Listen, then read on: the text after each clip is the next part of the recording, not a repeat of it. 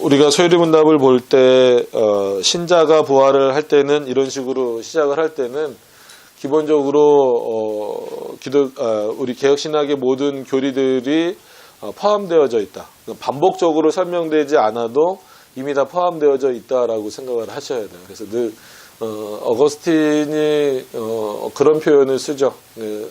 모든 설교를 삼일체적으로 하라. 그거를 어떤 분들은 아니 문자적으로 그거를 딱 이제 이해를 해서 뭐 예를 들어서 뭐 예수님이 뭐 병을 고치시고 뭐 이런 거가 나오는 그 본문인데 어떻게 이거를 삼일체적으로 설교를 할 수 있느냐 이렇게 반문을 하는 경우가 있는데 어거스틴이 그 모든 설교는 삼일체적으로 하라라고 하는 것은 그런 어떤 본문을 보든지 또 어느 교리의 내용을 보든지 전체 신학이 다 동원되지 않으면 안 된다라는 의미로 그렇게 설명을 하는 겁니다. 그래서 우리가 보통 종교개혁 할 때 오직 성경이라는 표현을 많이 쓰잖아요. 그래서 솔라 스크립투라 뭐 이렇게 많이 쓰는데 거기서 한 발 더 나가야 되는 겁니다. 솔직한 얘기로 오직 성경에만 머물러 있으면 안 돼요. 그래서 개혁주의란 무엇인가 이런 글들을 이렇게 써놓은 것들을 보면 오직 성경에서만 머무르면 솔직히 좀 루터주의 정도로 머무르는 경우가 많아요.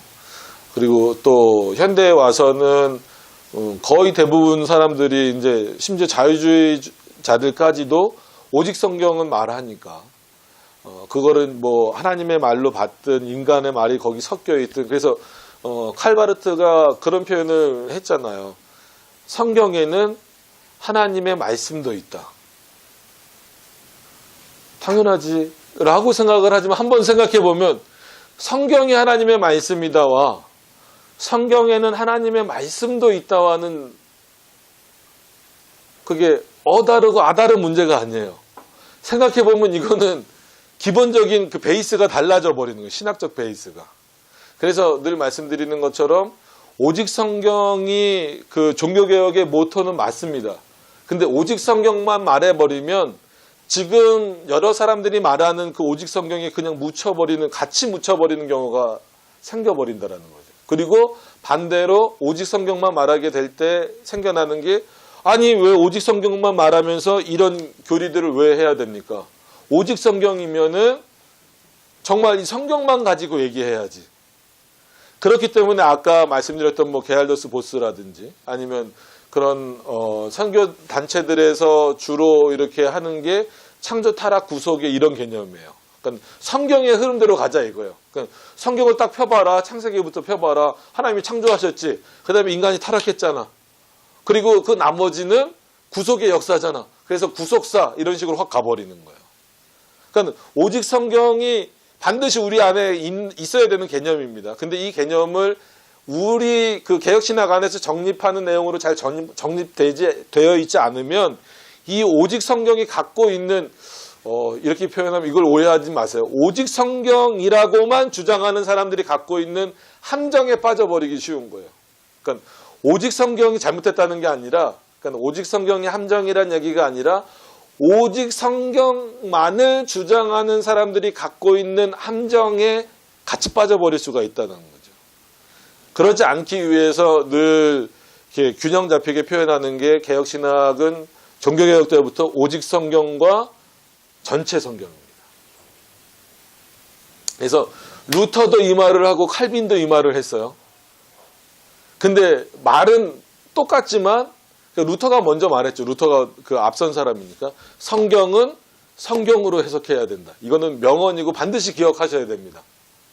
근데 루터 안에는 전체 성경 개념이 없는 거예요. 오직 성경 개념만 있고 성경은 성경으로 해석되어져야 된다라는 개념이 들어오다 보니까 자기의 그 어떤 종교개혁의 모토였던 지난 시간에도 말씀드렸던 것처럼 오직 믿음이라는 그것을 뒷받침해주지 못하는 성경들이 딱 눈에 보이면 그거를 마치 조금 수준이 떨어지는 성경처럼 그래서 예를 들어서 야고보서나 잠언이나 이런 거는 그러니까 야고보서 같은 경우는 지푸라기 복음 잠언서 같은 경우는 그냥 교훈적인 교훈서 이렇게 이해를 하게 되는 거예요. 어떤 말을 한 유명한 학자도 루터조차도 성경은 성경으로 해석해야 된다는 이 유명한 말을 남겨놨음에도 불구하고 근데요 이 표현을 칼빈이 그대로 받아요. 그러면서 칼빈이 한 가지 더 답니다. 우리는 전체 성경 안에서 성경은 성경으로 해석되어져야 된다. 어느 본문이 좀 약간 모호하게 쓰여져 있는 본문이 있을 수 있잖아요. 그러면 밝히 드러난 본문으로 그 본문을 해석하는 방식이에요.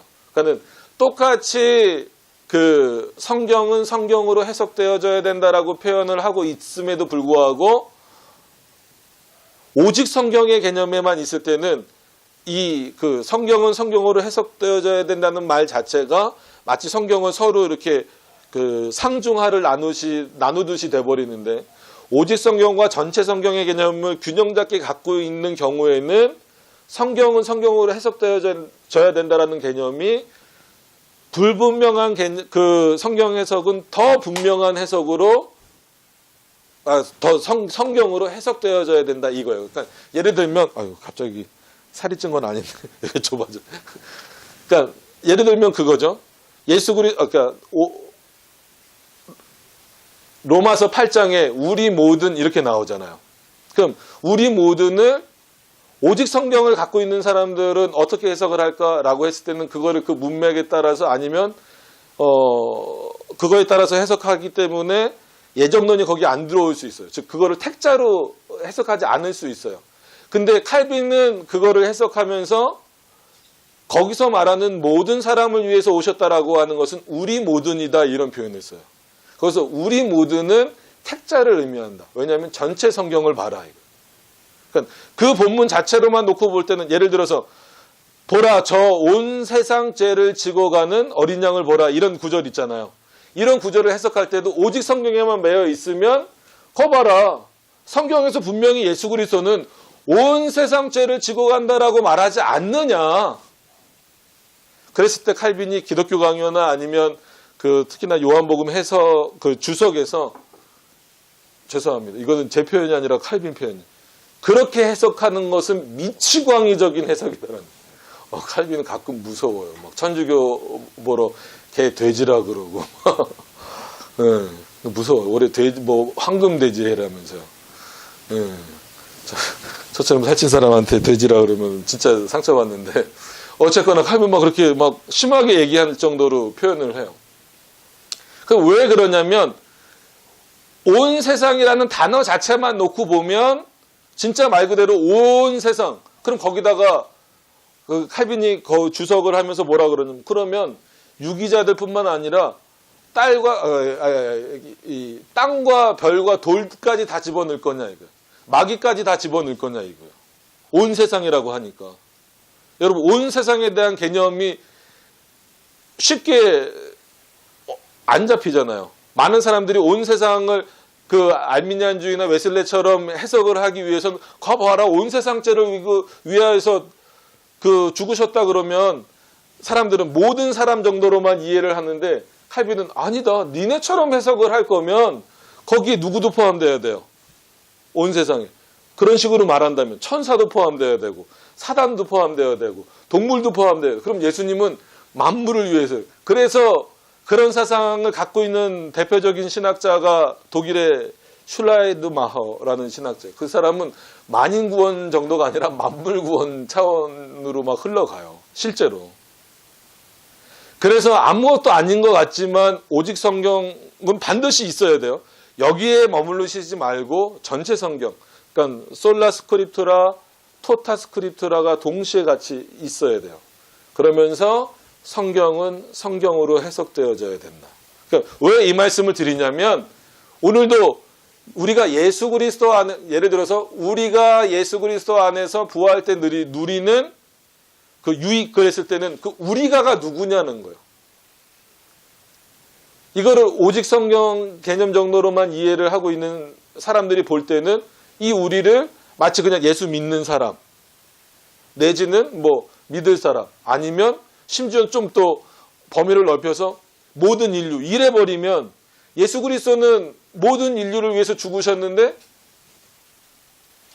나중에 결론적으로는 천국에 가는 사람이 있고 지옥에 가는 사람이 있어요. 그럼 예수 그리스도의 속죄의 완전성이 되냐는 거예요. 안 되잖아요. 어떤 의미인지 아시겠죠? 그러니까 이걸 설명드리고 싶은 거예요. 예수 그리스도가 온 세상을 위해서, 즉 우리를 위해서 죽으셨다 해서 이 우리의 모든 인류 개념을 다 넣어버리면 예수님이 우리를 위해서 죽으셨는데, 이 모든 인류 개념을 넣었을 때입니다. 우리를 위해서 죽으셨는데 지옥이 왜 필요하냐는 거예요. 죽으신 이유가 뭔데? 우리를 죄로부터 건져내심이에요. 이제는 더 이상 그 죄로 말미암아 너희를 정죄하지 않겠다라는, 그러니까 이 땅에서의 정당한 책임을 물으시는 것과는 상관없이 그것으로 인하여서 너희가 지옥에 가지는 않겠다라고 선언하시는 그 대속의 사건이란 말이에요. 근데 그 우리 개념에 모든 인류를 넣어버리면 지옥이란 개념은 없어져야 돼요. 아니면 있더라도 사단만 가야 되는 거예요. 근데 만약에 이 우리의 개념에 천사까지 집어넣어버리면 큰일 나는 겁니다.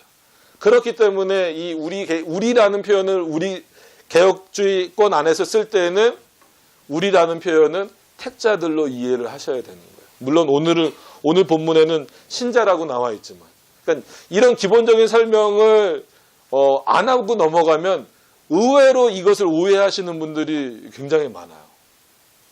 생각보다 많습니다.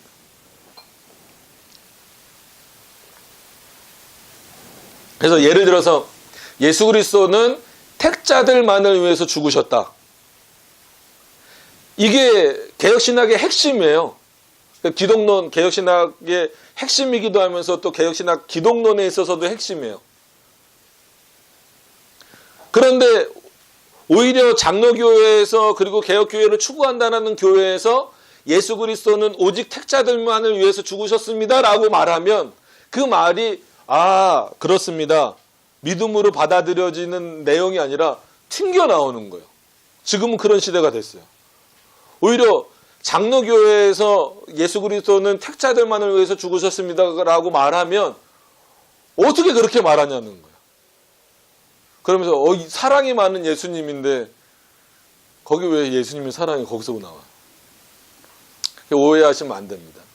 분명히 오늘은 대상이 누구예요? 그리스도에게서 얻을 수 있는 유익을 받는 대상은 신자라고 했을 때는 택자들이라는 거예요. 여기서 신자는 그냥 지금 단순히 믿고 있는 사람 정도로 이해하시면 안 되고 택자로 이해하셔야 된다는 거예요.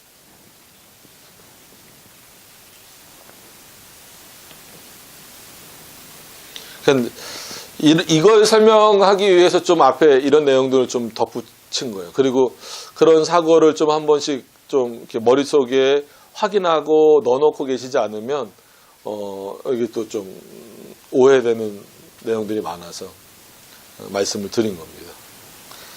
실제로 많이 오해를 하고요. 자, 신자가 부활할 때에는 그 내용으로 들어가서 한번 보죠. 신자가 부활할 때에는, 여기서 신자의 부활은 어떤 부활일까요? 그러니까 뭐 영적으로도 잔다라고 하셨긴 했지만 그거는 진짜 뭐 영원 수면설 이런 거를 말하는 거는 아니에요. 육신의 부활을 말하는 겁니다. 그러니까 육신의 부활할 때에는 영광 중에 다시 살아남을 입는다라는 거예요. 그러니까 그 전에 뭐 죽어 있다라는 게 아니라 그의 몸이 그러니까 영이 죽어 있다라는 것이 아니라 영은 이미 언제 살은 거예요? 죽었을 때 완전히 그 영화롭게 된 거고, 물론 그 더 앞서 나가면 우리를 부르셨고 중생하시고 칭히 이 구원의 서정 모든 단계에서 이미 우리의 영혼과 육신은 어느 정도 회복되어져 가는 그런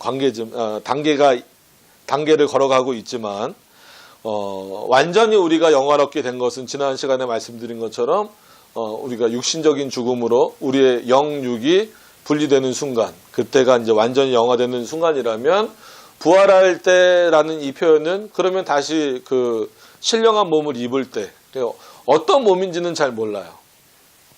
어떤 몸인지는 잘 모릅니다. 그래서 이것도 굉장히 솔직히 좀 논쟁거리기도 하고 좀 많은 분들이 좀 오해하는 부분이기는 한데, 그래서 지난 시간에도 잠깐 언급했듯이 바빙크 같은 경우도 부활할 때 그 육체가 있으려면 뭐 뼈라도 있어야 되지 않냐, 그래서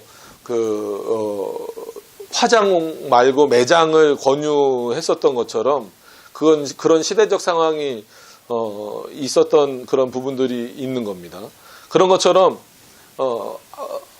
엉뚱한 질문 같지만 어떤 몸을 입을 것 같아요? 신령한 몸이라고 했는데 어떤 몸일까요? 아니, 신령한 몸은 이제 빼시고 신령한 몸이 어떤 상태의 모습일까요?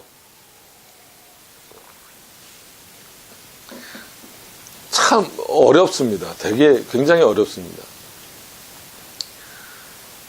그러니까 예를 들어 지금 모습으로 부활을 한다. 그럼 자기가 죽을 때 모습이잖아요. 그럼 영원토록 아름답게 사시려면 젊을 때 다 죽으셔야 돼요. 그런 논리라면. 그지?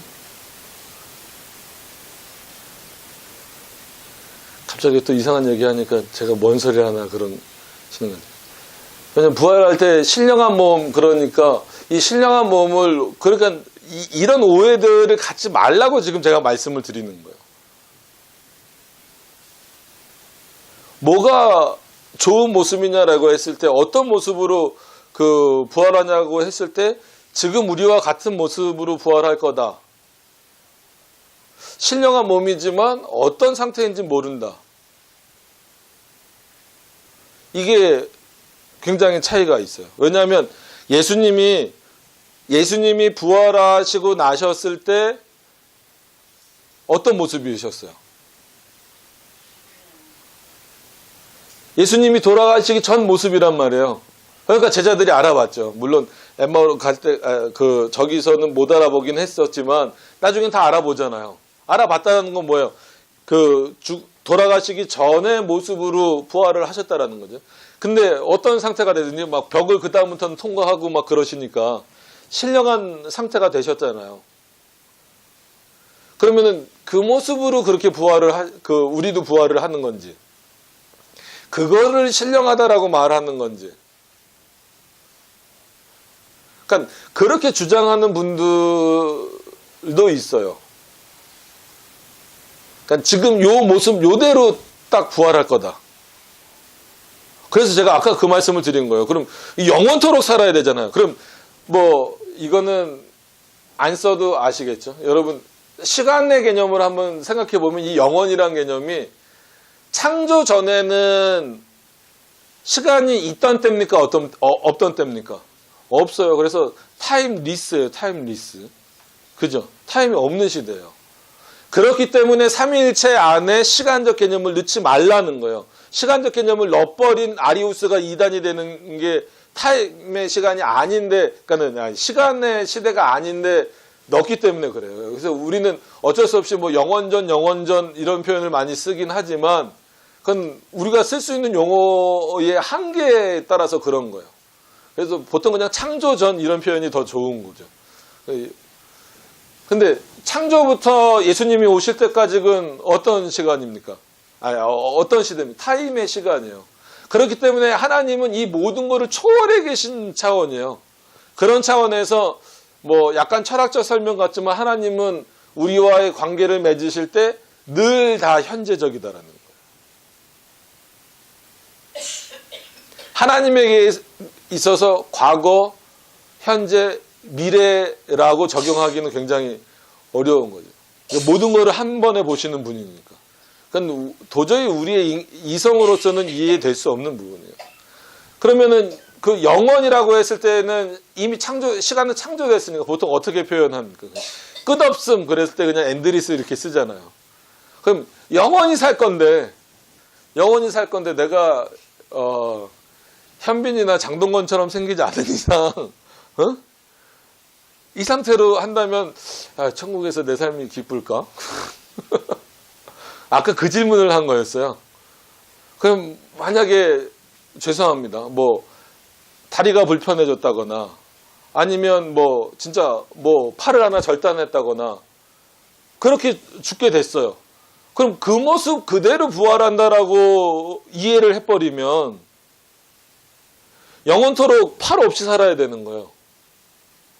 아주 막 교통사고가 나서 그렇게 죽었다라고 아주 그냥 참혹하게 죽었다 그런 모습으로 부활을 하면 안 되잖아요. 그러니까 단순히 이거를 어떤 상태적 개념으로만 그 외형적 개념으로만 이해를 하시면 그래서 안 된다라는 거예요. 그래서 제가 한번 여쭤보면 고민을 생각을 해보셨는데 어떻게 부활할 것 같냐고.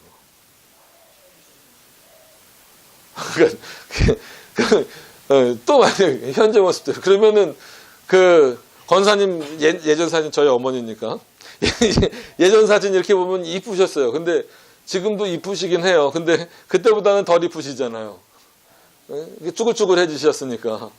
그럼 지금 모습으로 부활하신다. 그러면 그래서 제가 아까 그 말을 한 거예요. 그러면 영원토록 아름다운 모습으로 살려면 젊었을 때 죽어야 돼요. 그래야 최소한 영원토록 자기 아름다움과 멋있음을 유지하면서 살 거 아니에요. 진짜 좀 표현이 그렇지만 막 한 8, 90살 돼서 진짜 쭈글쭈글해서 그 이렇게 다 노인이 돼서 죽으면 평생토록 그 모습으로 살면 야 이게 천국인지 지옥인지. 그러니까 이런 개념 하나 잡아 나가는 게 그렇게 쉽지 않다라는 차원이에요. 굳이 그건 생각할 필요가 없는데 왜 얘기를 꺼내서 고민을 하나 더 얹었냐라고 생각하실 수도 있지만 이런 거 갖고 굉장히 또 많이 얘기가 됩니다. 그러니까 한번 생각을 해보셔야 돼요. 결론은 뭐겠어요?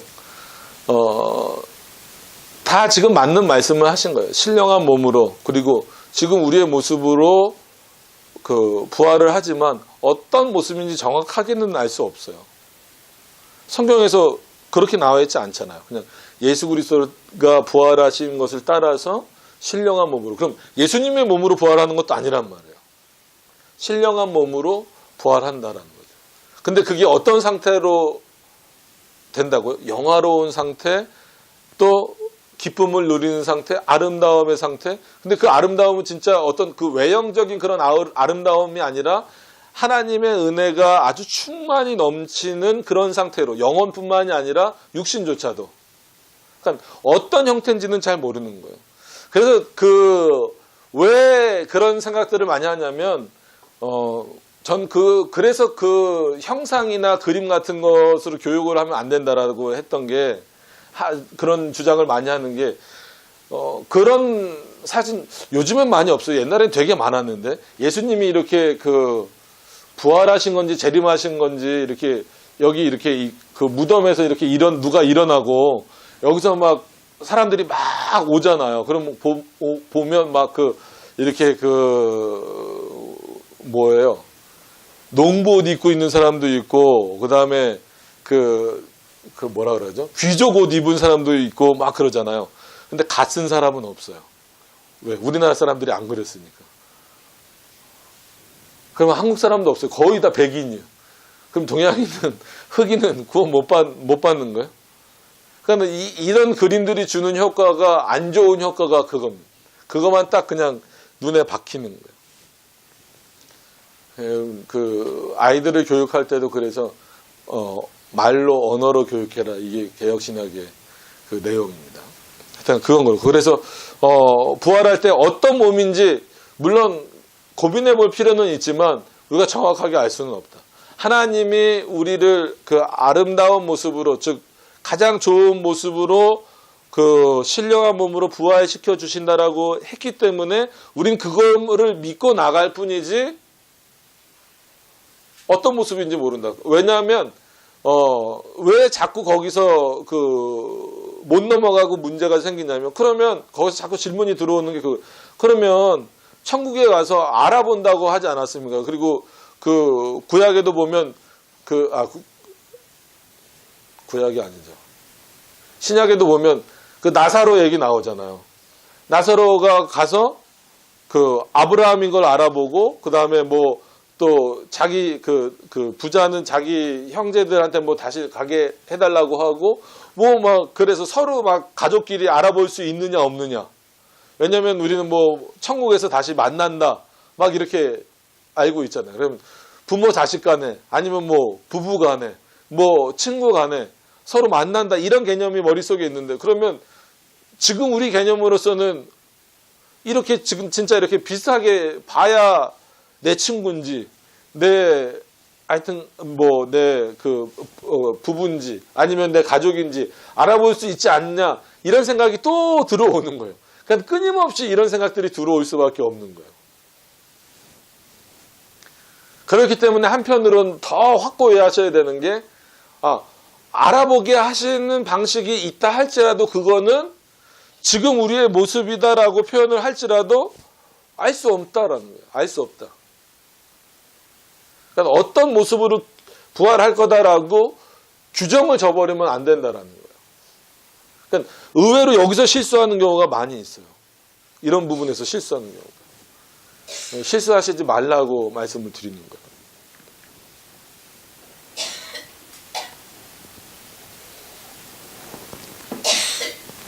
자, 그래서 신자가 부활할 때는 영광 중에 다시 살아남을 입어. 그러죠.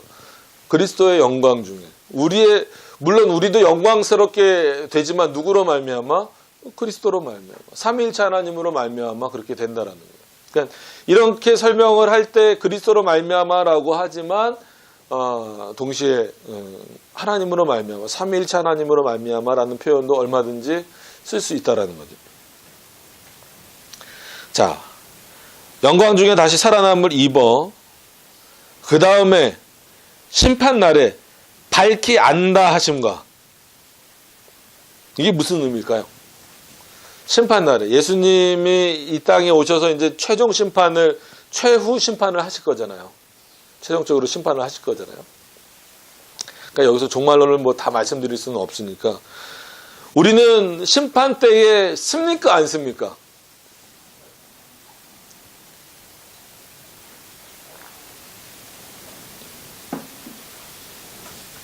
심판에 참여하는 거예요.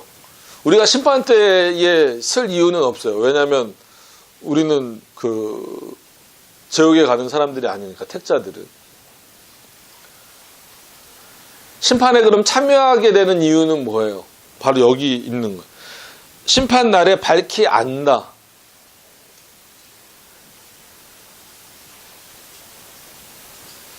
이게 어떤 의미일까요? 가장 기본적인 의미는 하나님 우리를 택하셨다라고 하는 것에 대한 확신이죠.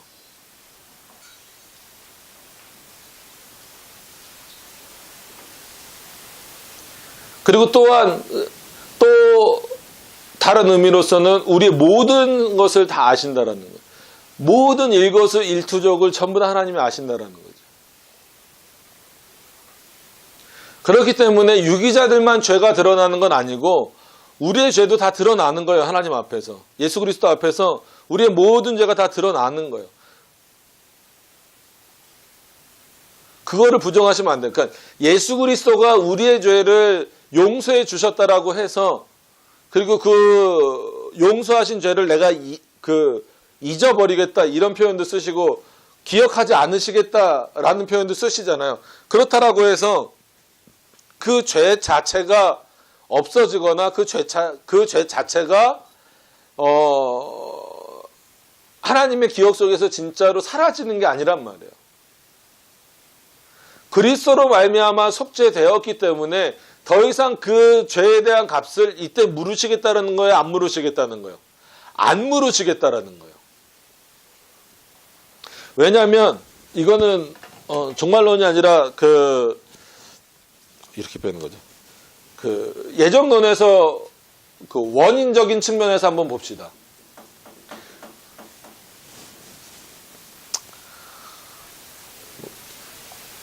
원인적인 측면에서 보면 개인적으로 저는 타락 전 선택설을 더 지지합니다. 왜 그러냐면 하나님은 어떤 원인도 없으셔야 되니까. 택자와 유기자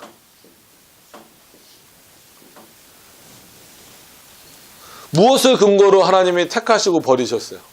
창조 전에, 영원 전에. 이 원인은 하나님 자신에게만 있는 거예요. 자신 안에, 여러 가지 표현을 쓸 수 있지만 하나님 자신 안에만 있는 거예요.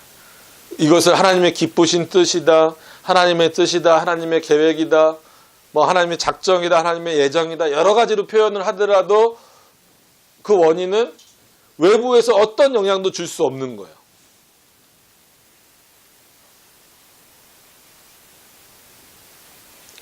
타락 전, 타락 후는 예정론이 나오면 그때 다시 말씀을 드릴게요. 이게 선택의 원인입니다. 선택의 원인이라고 하죠. 그럼 나중에 이제 심판을 당하게 되잖아요. 우리가 심판을 당해서 택자들은 천국에 가고 유기자는 지옥에 가잖아요. 택자들이 천국에 가는 원인은 뭘까요? 예수 그리스도의 은혜죠. 그래서 택자는 선택받을 당시에도 하나님의 뜻이니까 은혜라고 말할 수 있는 거고, 지옥에 가는 천국에 가는 심판 자리에 섰을 때에도 우리의 모든 것을 밝히 아심에도 불구하고 그것을 기억하시지 않겠다라는 그 의미에서 뭐예요? 은혜가 덮어졌기 때문에 그리스도의 은혜로 말미암아 우리는 천국에 가는 거예요. 그래서 우리가 하나님의 나라에 가는 것, 즉 하나님의 백성이 되는 것은 인간의 노력은 전혀 없습니다. 물론 이 땅에서 하나님이 택하여 주신 자답게 하나님의 백성답게 살아나가야 되는 그 책임은 있어요. 그 책임을 다하지 않을 때에는 하나님이 그 책임을 물으시는 겁니다. 그럼에도 불구하고 그 책임이 물으셔서 이 택자를 지옥에 보내지는 않으신다라는 거예요. 분명히 아셔야 돼요. 그러니까 이 두 가지를 혼돈하시면 안 되는 거예요.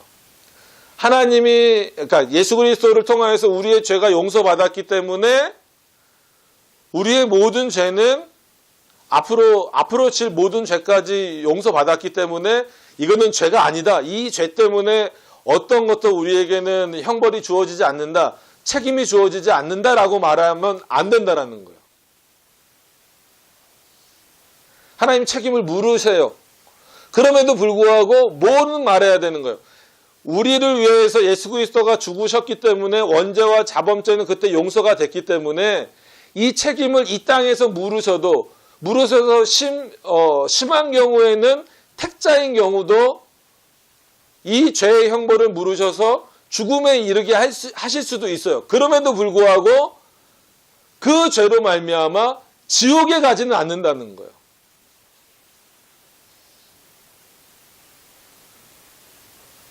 이것을 분명히 기억을 하셔야 돼요. 그러니까 안 물으신다라고 말하면 안 됩니다. 그럼 큰일 나요. 그래서 루터주의를 가장 크게 오해한 게 히틀러라고 말하잖아요. 히틀러가 칼빈하고 비슷한 표현을 썼어요. 나는 유대인을 600만 명 이상 학살을 하면서 뭐라고 말하는, 나는 사람을 죽인 게 아니라 짐승을 죽였다 그랬어요. 개, 돼지와 같은 짐승을 죽였다. 왜 그런 표현을 썼을까요? 민족적 선택 개념이 있어서 그래야 돼요. 그래요. 루터교를 잘못 이해하다 보니까, 루터주의를 잘못 이해하다 보니까 히틀러는 이스라엘 민족을 하나님이 택하셨다가 이스라엘 민족의 죄를 보고 버리셨다는 거예요. 그리고 나서 어느 민족을 택하셨다라는 거예요. 선민이 이제는 게르만 민족을 택하셨다는 거예요. 여러분, 루터주의에 잘못 빠지면 여기로 가요. 그래서 여러분 독일 사람들을 상당히 루터교를 정확하게 이해하고 있는 독일 사람들은 상당히 조심해야 됩니다. 왜냐하면 그 사람들은 그렇게 선민이 옮겨왔다고 생각을 하는 거예요. 그렇기 때문에 이제는 더 이상 유대인들은 겉으로 보기에는 우리 게르만 민족하고 똑같은 사람이어도 하나님이 버리셨기 때문에 이들은 어떤 대상으로 써도 된다는 거예요.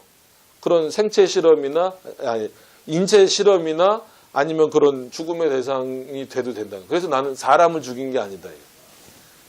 신학이 여러분 이렇게까지 갈 수 있어요. 이렇게 무서운 개념으로. 그렇기 때문에 늘 말씀드리지만 하나님이 우리를 택하셨다라고 해서 죄에 대한 책임을 안 물으시는 않아요. 그러나 그 책임을 물으시는 것은 이 땅에서 끝나는 거지 그것으로 말미암아 지옥으로 다시 가진 않는다는 거예요. 왜 계속 이걸 반복해서 말씀드리냐면 그럼 책임을 물으면 지옥에 가는 거 아닙니까? 아니에요. 여기서 책임을 물으셔서 뭐 경제적으로 어려울 수도 있고 아니면 뭐 육체적으로 어려울 수도 있어요. 근데 이거를 또 오해해서 뭐 건강이 안 좋으면 너가 죄인이겠지. 그럼 욥기처럼 오해가 돼버리는 거예요. 거꾸로 가면 안 돼요. 그러실 수 있다는 거지. 그래서 이거를 우리가 판단하긴 어려워요. 예를 들어서 뭐 심하게 아픈 사람이 있다 그러면 저 사람이 죄를 져서 그런가 그건 우리가 판단할 수 있는 문제는 아니란 말이에요. 그럼에도 불구하고 그건 분명히 하나님이 죄에 대한 책임은 이 땅에서 물으실 수 있어요.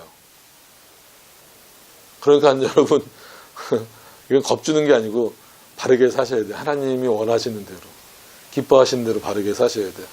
그럼에도 불구하고 그게 지옥에 가는 원인은 아니다. 왜 자꾸 이 말씀을 드리냐면 요 원인과 요때 원인은 거의 같다고 봐야죠. 근데 유기자는 하나님의 뜻에 의해서 기쁘신 뜻에 의해서 유기자가 됐지만 그들이 지옥에 가는 거는 하나님이 원인이 아니라는 거예요.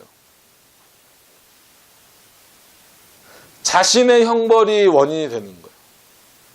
자신의 죄가 자신의 죄가 원인이 되는 거예요. 왜 다를까요?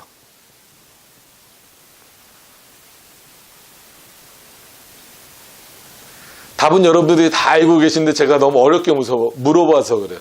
말씀드리면 예수 그리스도가 누구를 위해서 죽으셨기 때문에 택자들을 위해서만 죽으셨기 때문에 그러니까 예수 그리스도가 죽으셨다라는 그 의미가 뭔지를 알면 답은 확실하게 나오는 거예요.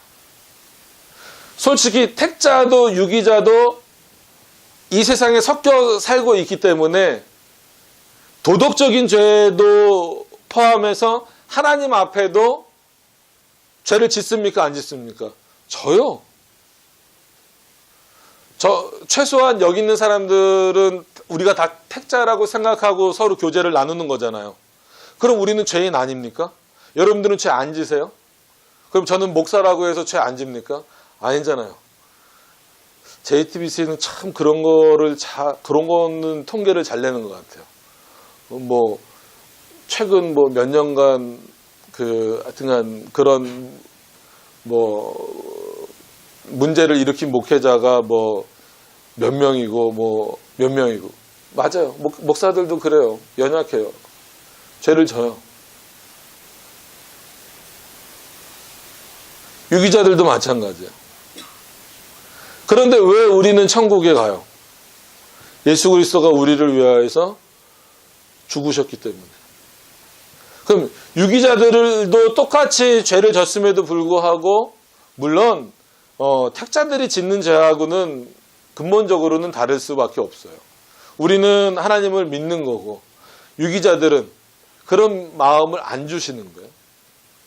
그러니까는 어쩔 수 없이 예정론을 좀 말하면 칼빈의 제자가 배자잖아요. 그래서 많은 사람들이 배자부터 자꾸 하이퍼 칼비니즘으로 몰아가려고 그러는데 배자를 하이퍼 칼비니즘으로 맨 처음에 몰아가고 몰아붙인 거는 로마 카톨릭이에요.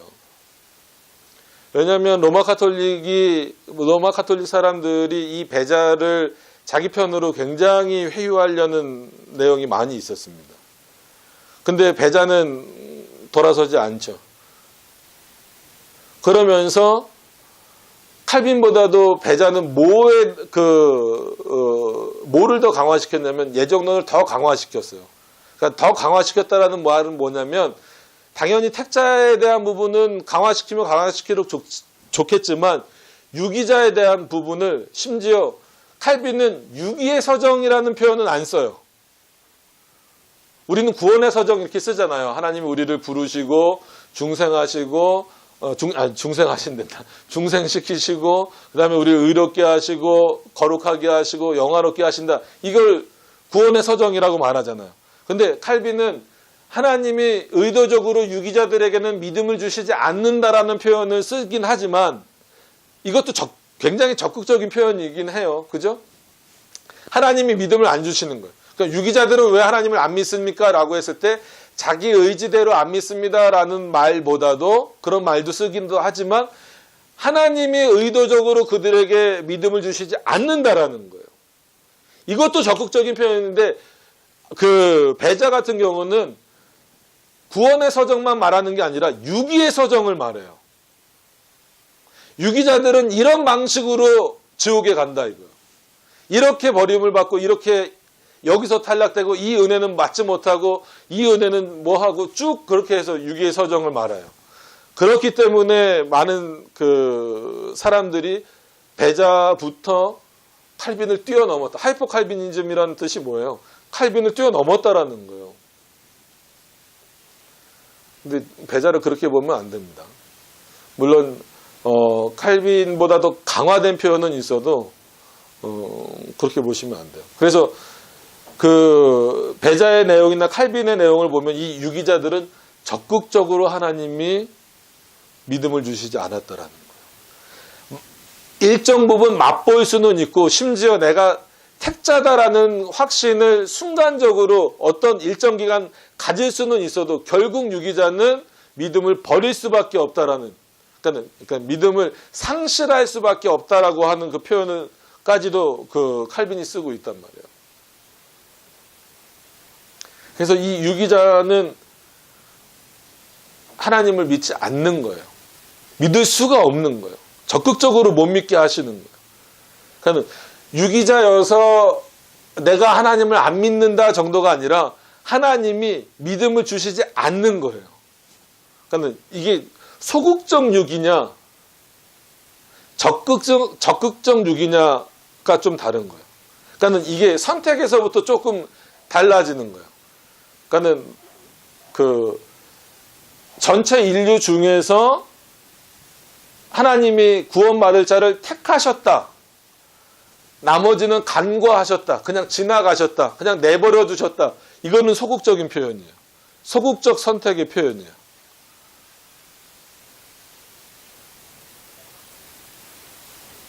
이해가 좀 되시나요? 이게 이해되시면 상당히 훌륭한 겁니다. 그죠? 근데 그렇게 표현 안 하고 하나님이 택하시고 적극적으로 택하신 건 당연한 거고 적극적으로 버리셨다 이거예요.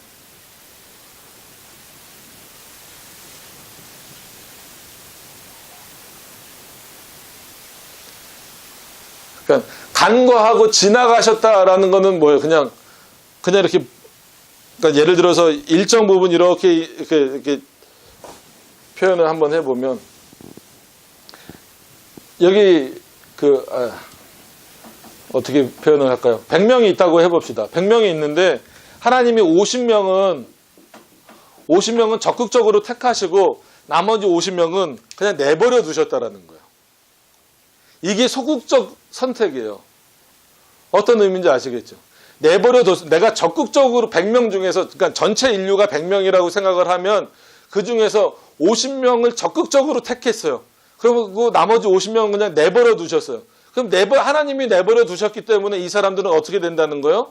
버림받아서 지옥에 간다는 거예요. 이게 소극적인 선택론을 말하는 거예요.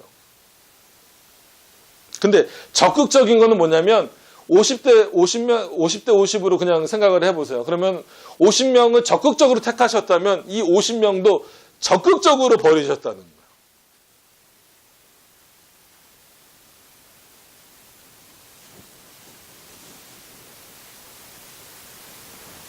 그러니까 우리는 후자에 더 가까운 거죠. 적극적으로 택하시고 적극적으로 버리셨다는 거예요. 그러니까는 구원도 적극적으로 택자들에게만 있고 유기자들에게는 없다라는 차원이에요. 그러니까 그리스도의 은혜가 거절된 자들이기 때문에 그리스도의 속죄가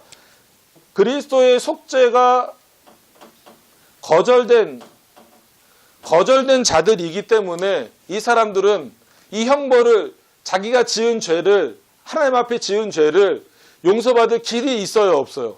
없어요. 차단된 거예요. 그리스도가 차단하셨고 삼위일체 하나님이 차단하신 거예요. 성령이 차단하신 거고. 그렇기 때문에 유기자들이 지옥에 가는 원인은 자신의 형벌 때문이라는 거예요.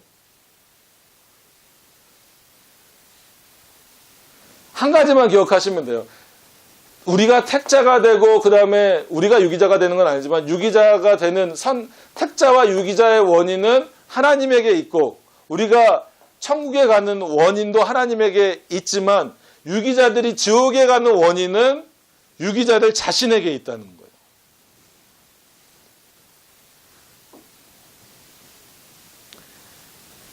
이게 우리가 말하는 예정론이에요. 근데 이런 예정론 말하면 사람들이 별로 안 좋아해요.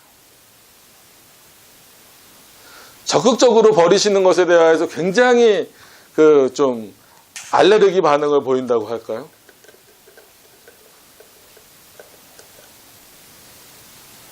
그런 모습들이 좀 있어요. 근데 이거를 왜냐하면 심판날에 밝히 안다 이런 표현이 있기 때문에 그런 거예요. 그 다음에 왜냐하면 죄 없다 하심을 받고라는 부분이 나오잖아요. 이 표현이 뭐예요? 죄 없다 하심을 받고잖아요. 그럼 이건 죄가 없다는 겁니까? 아니면 죄가 있긴 있지만 그것으로 인하여서 너희가 멸망당하지 않겠다라는 의미예요. 그것으로 인하여서 너희가 멸망당하지 않는다라는 의미죠. 죄가 없다는 의미가 아니잖아요. 그러니까 그게 죄가 아니라는 의미가 아니란 말이에요. 죄 없다 하심을 받고 완전히 복을 받아, 그러니까 완전히 영화롭게 되고, 그러니까 이미 영화롭게 됐지만 육신까지 이제 영화롭게 돼서 영원토록 하나님을 어떻게 하게 한다? 흡족하게 한다. 만족시킨다. 그래서 여러 본문들이 있지만 여기 뭐 각주의 성경 본문들이 있지만 일단 우리가 이때 좀 쉽게 찾아볼 수 있는 게 에베소서를 한번 보세요. 에베소서 다른 본문들도 있지만 에베소서는 아예 직접적으로 나온 거니까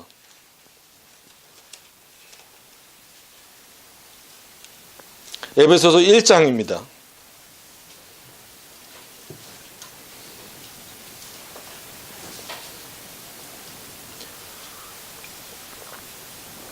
신약성경 311페이지 그쯤 있어요. 310페이지나 311페이지.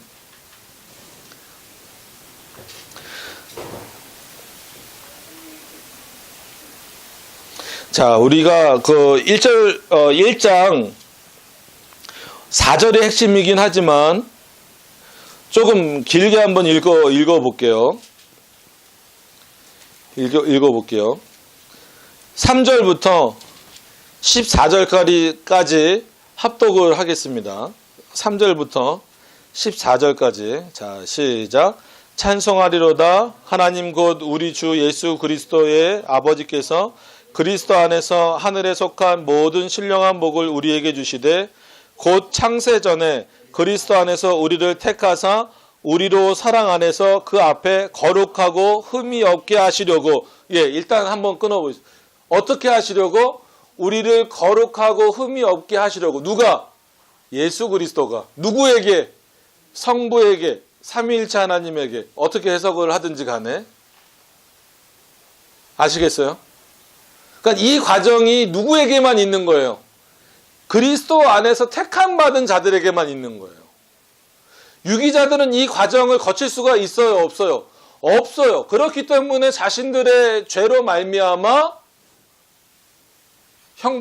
지옥에 들어가는 원인이 되는 거예요. 조금 더 읽어보시죠. 5절부터. 그 기쁘신 뜻대로 다 같이 있습니다. 그 기쁘신 뜻대로 우리를 예정하사 예수 그리스도로 말미암아 자기의 아들들이 되게 하셨으니 이는 그가 사랑하는 자 안에서 우리에게 거저 주시는 바 그의 은혜의 영광을 따르는 것이라. 우리는 그리스도 안에서 그의 은혜의 풍성함을 따라 너의 피로 말미암아 속량 곧 죄사함을 받았느니라. 아멘. 자, 여기서도 계속 우리는 나오죠. 그럼 이 우리는 어디에 걸려야 될까요? 그리스도 안에서 택함 받은 자들. 그렇게 해석을 해야 된다라는 거예요. 어디까지 읽었죠? 7절이죠. 자, 8절부터 또 14절까지 보겠습니다. 시작. 이는 그가 모든 지혜와 총명을 우리에게 넘치게 하사 그 뜻의 비밀을 우리에게 알리신 것이요 그의 기뻐하심을 따라 그리스도 안에서 때가 찬 경륜을 위하여 예정하신 것이니 하늘에 있는 것이나 땅에 있는 것이 다 그리스도 안에서 통일되게 하려 하심이라. 모든 일을 그의 뜻의 결정대로 일하시는 이의 계획을 따라 우리가 예정을 입어 그 안에서 기업이 되었으니 이는 우리가 그리스도 안에서 전부터 바라던 그의 영광의 찬송이 되게 하려 하심이라. 그 안에서 너희도 진리의 말씀 곧 너희의 구원의 복음을 듣고 그 안에서 또한 믿어 약속의 성령으로 인치심을 받았으니 이는 우리 기업의 보증이 되사 그 얻으신 것을 속량하시고 그의 영광을 찬송하게 하려 하심이라. 아멘. 이게 지금 전부 다 누구에게만 집중돼서 표현되고 있는 거예요. 예정된 자들, 택자들. 물론 에베소서가 교회론의 대표적인 본문으로 많이 사용되고 있지만 예정론에 있어서도 분명하다는 거예요.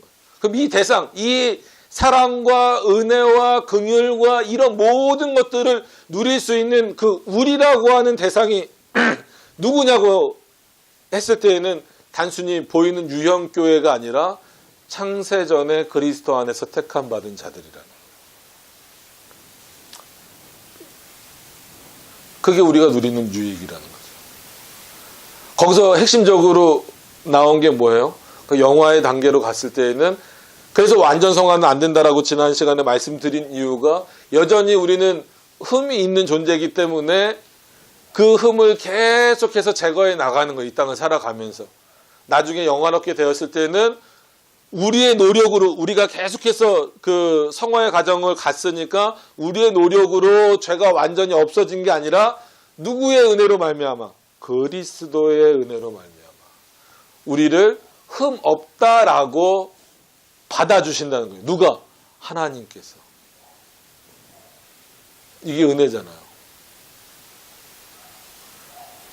그래서 구원의 서정을 말할 때도 대부분 그래도 개혁신학권 안에서는 대부분 어디까지는 동의를 하냐면 이게 이제 보스나 바빙크도 여기서 걸리는 거예요. 심지어 카이퍼도 그렇고. 칭의까지는 그리고 양자된까지는 이건 100% 하나님이 하시는 일이다. 이거. 근데 성화부터는 그러니까 하나님이 우리를 의롭다라고 불러주시는 일까지 하셨으면 성화부터는 누구의 책임도 있다. 인간의 책임도 있다라고 생각하는 사람들이 상당히 많다는 거예요.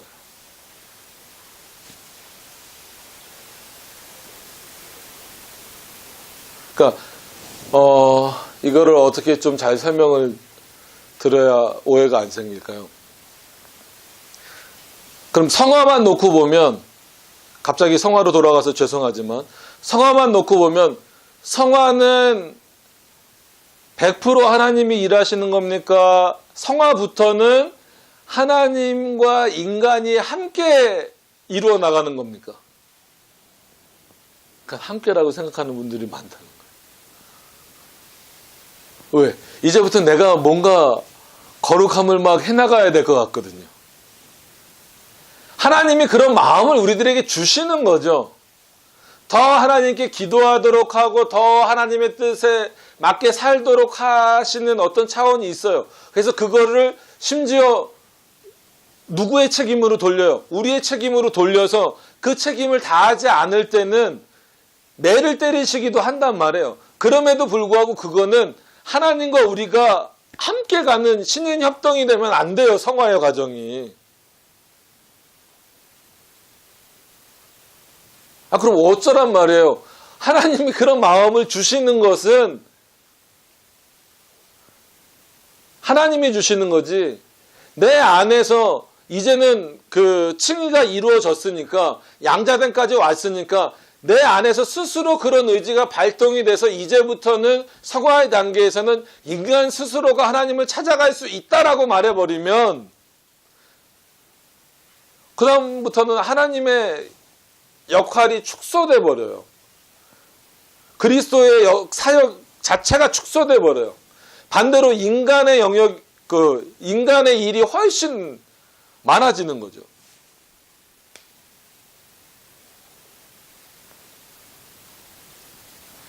전통적인 방식은 그게 아니라 성화도 100% 누가 하시는 거예요? 하나님이 하시는 거예요. 성화에 와서 갑자기 신인 협력으로 가면 안 됩니다. 하나님이 하시는데 하나님이 거룩하게 해 나가시는 데 있어서 그 마음을 주시잖아요. 그 마음을 주시는 것을 온전히 감당하지 못할 때 인간에 대한 책임으로 물으시는 거예요. 그러면은 사람들이 또 물어보죠. 아니, 불가항력적인 은혜가 있다면서요. 그럼 그건 하나님의 은혜를 거절하는 거 아닙니까? 라고 했을 때 거기서 말하는 불가항력적인 은혜는 칼빈 5대 교리에서 말하는 불가항력적인 은혜는 뭐예요? 구원과 관련된 겁니다. 선택과 관련된 거예요. 성화와 관련된 게 아닙니다. 잘 생각하셔야 돼요. 그런 차원에서 그런 마음을 주셨음에도 불구하고 우리가 하나님의 뜻대로 살지 않았을 때에는 그것에 대한 책임을 물으신다라는 차원에서 성화의 과정에서 인간의 책임 문제를 거론하는 거지, 갑자기 칭의까지는 하나님이 하시고 성화의 단계에서는 신인협동으로 가면 안 된다라는 거예요.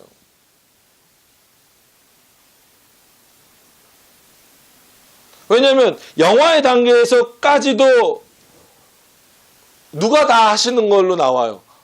그리스도가 다 하신잖아요. 하나님이 다 하시는 거란 말이에요.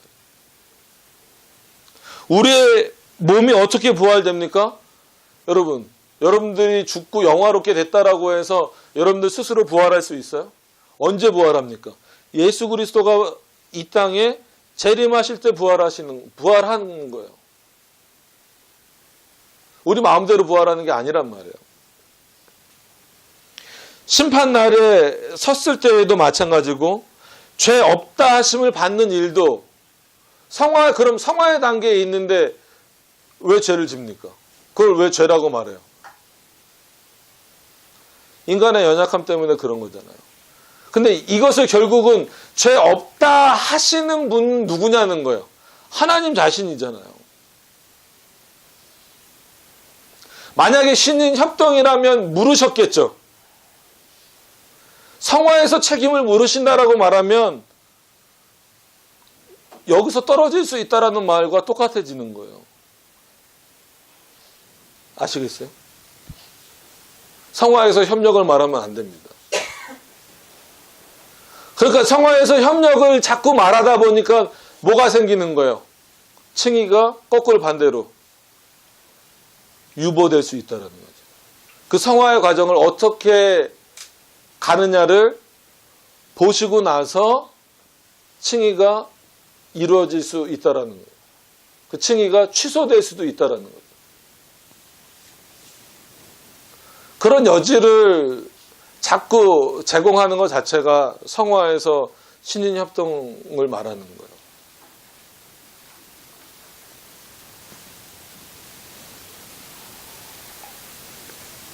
인간의 책임이 없다라는 얘기가 아니고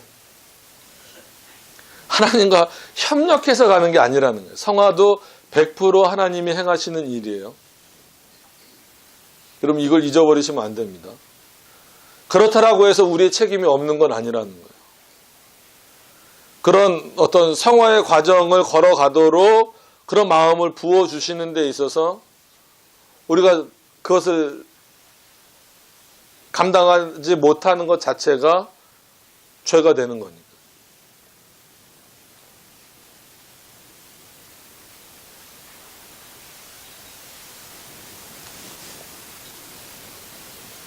그래서 완전히 복을 받아서 영원토록 하나님을 흡족하게 즐거워하는 것이다. 마치 일문처럼 수요문답 일문처럼 되는 거죠. 일문이 뭐예요? 우리는 하나님, 인간의 제일 되는 목적은 뭐라고요? 하나님을 영원토록 즐거워하고 기뻐하는 것이고 영화롭게 하는 것이다 라는 거. 다시 그 상태가 된다라는 거. 언제? 요 부활에 얻는 유익이 그렇다.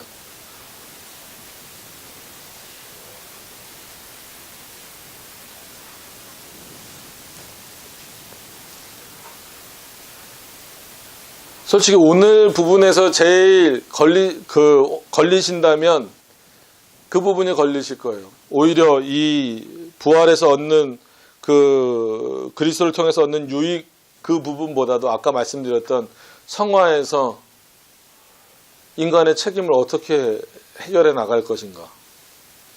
그게 걸리실 수 있을 거예요. 잘 생각을 하셔야 돼요. 구원의 서정 전체가 그러니까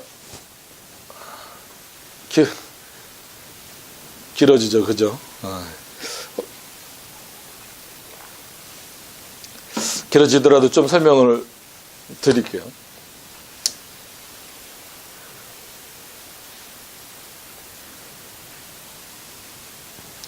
하나님이 택하셨다라고 했을 때에는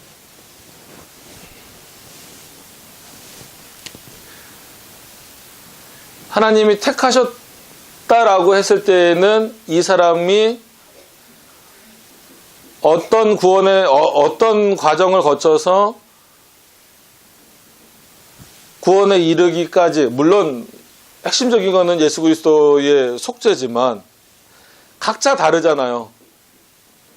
각자 다 다르지만 이 모든 것을 우리는 뭐라고 말하냐면 구원의 서정이라고 말한단 말이에요. 구원의 길, 오르도 살루티스, 그래서 구원의 서정이라고 말할 때에 택하셨을 때에는 이미 뭐까지 고려하신 거다라는 거예요? 구원의 서정까지 고려하신 거다라는 거예요.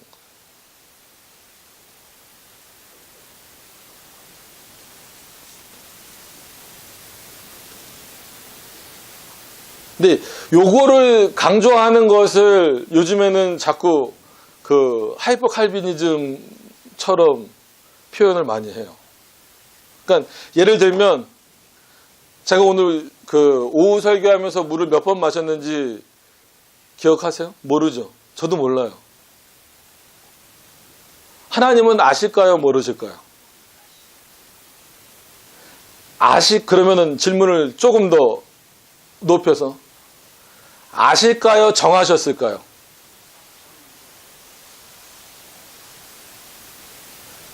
그냥 대답하지 마시고 한번 이게 좀 피곤하시더라도 뭐야 뭔 얘기야 그게 아니라 한번 생각을 하면서 대답을 해보시라는 거예요. 자, 저도 제가 물을 몇 번 마셨는지 기억을 못하고 앞으로 몇 번 마실지 몰라요. 저도 모릅니다. 그죠? 분명히 제 의지로 먹는 거예요. 근데 저도 몰라요. 저도 목이 언제 또 마를지 모르잖아요. 이 얘기를 하면서 의도적으로 한 번 더 먹을 수는 있어요. 이렇게. 그래도 몇 번인지 몰라요. 앞으로 또 얼마나 먹을지 몰라요. 그럼 하나님은 제가 지금 이거를 먹은 거를 아시나요? 모르시나요? 아신다고 말씀하셨죠. 그러면 질문을 한 번 더 깊이 들어가서 그럼 그 아신다라는 개념은 예견하신 걸까요? 아니면 정해 놓으신 걸까요? 정해 놓으신 거죠. 예견하셨다 그러면 그럼 누구도 틀릴 수 있다라는 얘기가 돼버려요. 하나님도 틀릴 수 있다라는 거예요. 물론 그런 장난치지 말라 그랬어요. 그래서 그 예전 학자들이 그런 거 갖고 많이 하다가 좀 그런 거를 많이 비판했잖아요. 여기에 이거를 내가 떨어뜨릴까 아니면 그대로 쥐고 있을까? 이걸 하나님이 아실까 모르실까? 그래서 하나님은 쥐고 있을 거래. 난 떨어뜨렸는데? 뭐 이런 식으로 막 예정론을 함부로 말하는 거. 이건 예정론을 함부로 말하는 겁니다. 이렇게 예정론을 장난처럼 말하면 안 되는 거예요. 근데 지금 제가 드린 질문은 나름 심오하게 드리는 질문이에요. 왜냐하면 우리의 모든 일상생활이 결국은 지금 어떤 과정이라 그랬어요? 성화의 과정이라 그랬단 말이에요. 그러면 제가 이거 볼펜으로 쓰거나 설교하거나 물을 마시는 거는 분명히 누구 의지입니까? 제 의지잖아요. 그럼 분명히 제 의지예요. 여러분도 지금 여기 앉아 계시잖아요. 혹시 집에 가고 싶으신 분도 계실지 모르겠지만 어쨌거나 설교가 끝나야 되니까 속으로 빨리 끝나라 그러실 수는 있어도 여기 앉아 계신 건 어쨌거나 누구의 의지예요? 제 의지입니까? 여러분들의 의지입니까? 장로님은 모르시겠대요. 정말 모르시는 것 같아요. 여러분들 의지잖아요. 제가 여기 문 걸어 잠그지 않았잖아요. 그죠? 그러면 하나님이 지금 아세요? 모르세요? 그럼 그 아신다라는 개념에는 뭐가 포함되어져 있는 거예요? 예측하신 거예요? 정하신 거예요? 정하셨다라는 개념이 있어야 돼요. 이런 차원에서 분명히 예를 들면 여기서 정말 이렇게 앉아서 예배 드리는 것도 힘들어 죽겠는데 의자도 안 놔주고 피곤하면 지나 의자에 앉고 죄송합니다. 네? 나 너무 길어서 이제 갈래. 그리고 만약에 확 나가버리셨어요. 그럼 하나님이 제가 설교를 길게 하고 짧게 하고 내용이 좋고 안 좋고를 떠나서 하나님이 기뻐하실까요? 싫어하실까요? 싫어하시죠? 그럼 그게 죄라는 거예요. 근데 그건 누구 의지예요? 본인 의지지만 그것조차도 하나님은 그것조차도 하나님은 어떻게 하셨을까요? 정해 놓으셨다라는 거예요. 누구의 의지인데? 내 의지. 그래서 예정론을 설명할 때 늘 빠지지 않고 해야 되는 말이 뭐냐면 하나님은 자신의 계획을 이루시는 데 있어서 자신의 뜻을 이루어 가시는 데 있어서 인간의 자유를 침해하시지 않는 방식으로 역사하신다.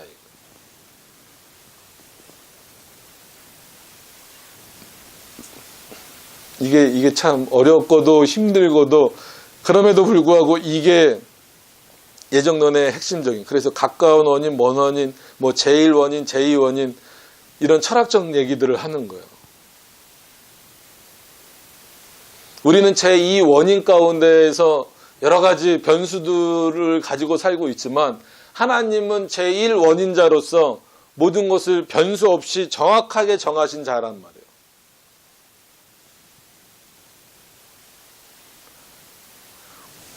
자꾸 죽음 얘기해서 그렇지만 우리는 언제 죽을지 모르잖아요.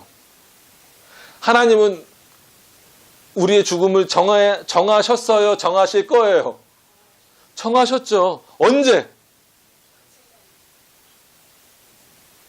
태초 전에 정하신 거란 말이에요. 그렇기 때문에 이때부터 언제까지 하나님에게는 다 정해져 있는 거예요. 택하셨다라고 했을 때에 마지막 모든 우리의 육신적인 죽음과 최종 종말까지 전부 다 하나님 안에는 결정되어 있는 얘기란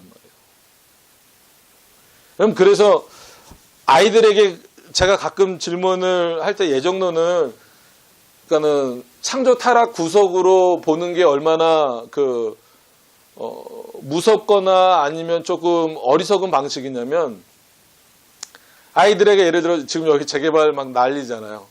조금 있으면 이제 부시겠죠. 그러면 아이들에게 물어보세요. 야, 공사 언제 시작됐냐? 그러면 대부분 아이들은 뭐가 공사 시작하는 거예요? 예를 들면 포크레인이 와갖고 땅을 빵 찍는 순간 공사 시작됐어요 라고 말하죠. 왜?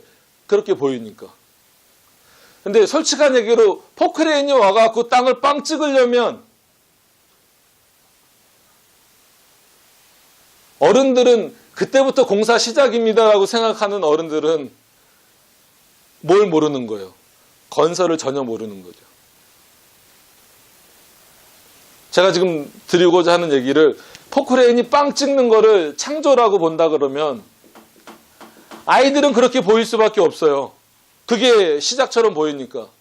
근데 최소한 요 건물 하나 짓는다 하더라도 뭐가 있어야 돼요? 설계도가 있어야 되잖아요. 인간은 공사하다가도 바꿀 수 있지만 하나님은 그러시지 않잖아요.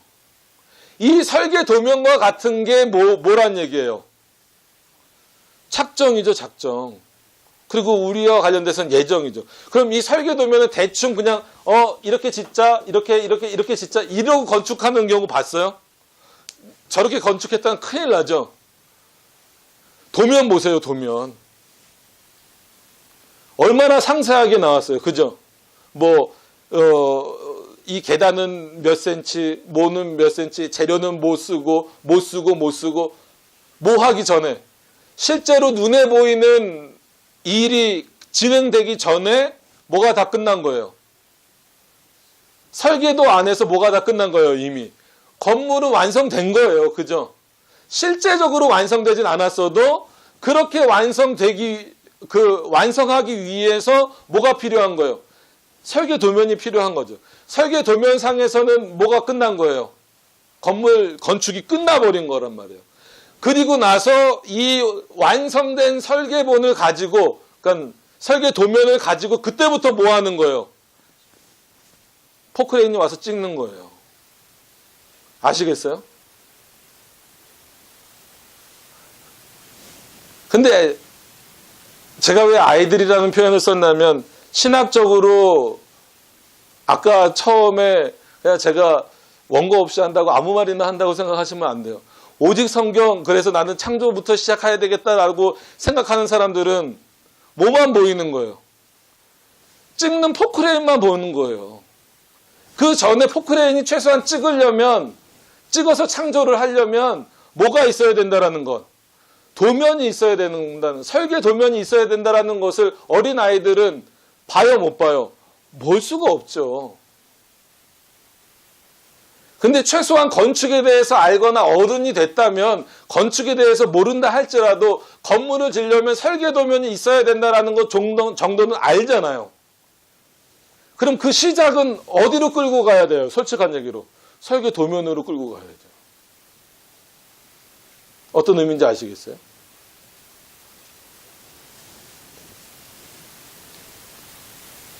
물론 이것도 그럼 인간이 로봇이냐? 그거는 이제 좀 다르게 또 설명해야 되는 부분이지만 여기서부터 여기까지 하나님이 모든 것을 아시고 정하셨다라는 것을 설명드리기 위해서 우리 주변에 있는 걸로 예를 들어 드린 거예요. 그러니까 여기서 인간의 그런 의지가 뭡니까? 우린 로봇입니까? 지금 그 얘기를 하는 게 아니라 하나님의 작정과 애정이 어떤 의미냐? 단순히 그냥 우리를 어떤 사람들은 그래, 너는 구원받기로 내가 택할게. 너는 구원받지 못하기로 내가 버릴 거야. 이 정도 결정만 하셨을 거냐라는 거예요.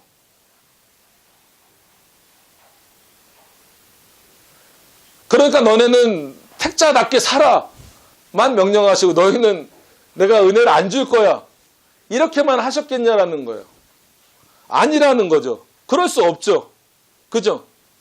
그렇게 될 수 없어요. 제가 막 억지로 설득을 시킨다는데 그렇게 될 수가 없어요. 하나님이 정하셨다라고 한다면 그가 어떻게 구원받을 것인가에 대한 모든 세부적인 계획들을 하나님이 다 정하실 수밖에 없다는 거예요.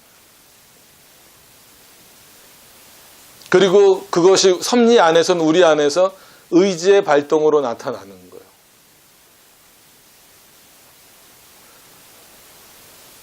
그리고 우리의 책임으로 물으시는 거예요.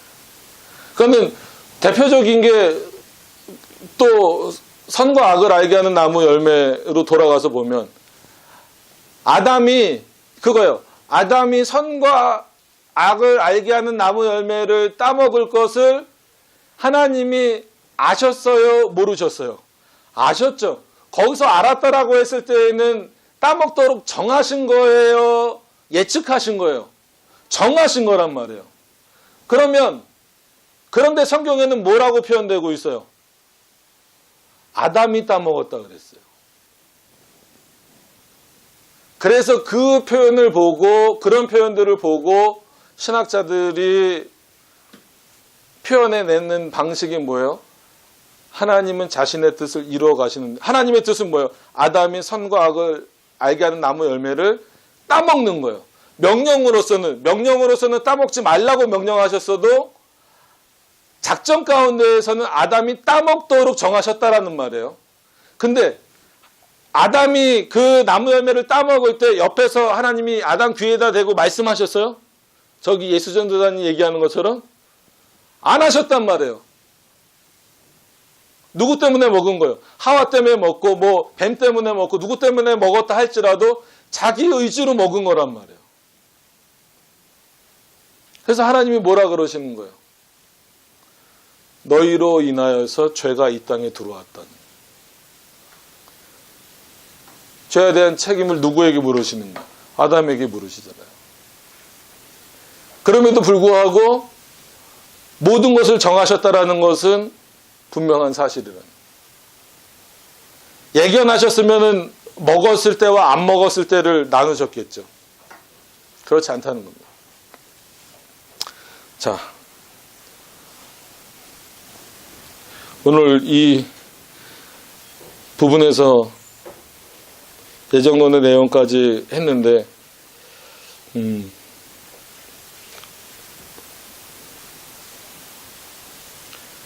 좀 어려우셨을 수도 있어요. 이해하시는 게. 이게 그리고 한 번에 예정론이 딱 이해가 된다면 그건 정말 놀라운 하나님의 은혜입니다. 이건 수도 없이 반복해야 될 수밖에 없는 문제입니다.